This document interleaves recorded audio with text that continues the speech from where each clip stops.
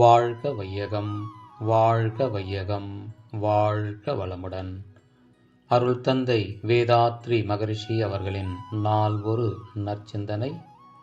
ஜனவரி 31. தலைப்பு அளவு முறை.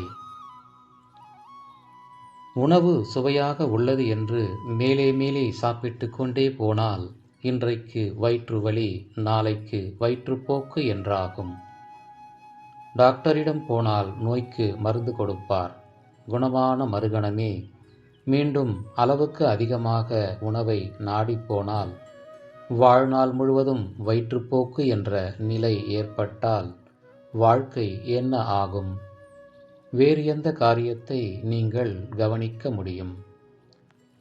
சாப்பிடுவதை ஒரு உதாரணத்திற்காக சொன்னேன்.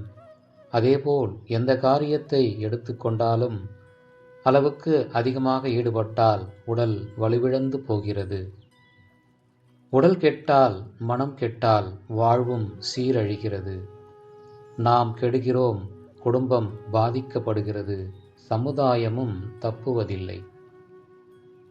ஐயுணர்வோடு மெய்யுணர்வு இணைந்து வரும்போது உங்களுக்கு என்ன திடம் வருகிறதென்றால் உறவிலேயே ஒரு தெளிவு, அதாவது டிட்டாச்மெண்ட் இன் அட்டாச்மெண்ட் வருகிறது. இதுதான் உறவிலேயே துறவு நிலை. இது அல்லாது துறவு நிலை என்று தனியாக ஒன்று இருக்கவே முடியாது. அப்படியே எல்லாவற்றையும் விட்டுவிட்டு போவதுதான் துறவு என்றால் இறப்பவர்கள்தான் துறவு நிலைக்கு போகிறார்கள் என்று சொல்லலாம்.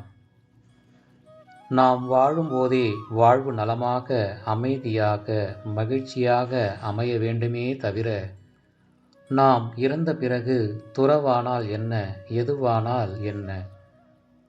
அவ்வாறு வாழும் பொழுதே வாழ்வு திருப்தியாக, மேன்மையாக இருக்க வேண்டும் என்றால் ஒவ்வொரு அனுபவத்திலேயும் எல்லை கட்டி கொள்ள வேண்டும், அளவு இட்டுக்கொள்ள வேண்டும்.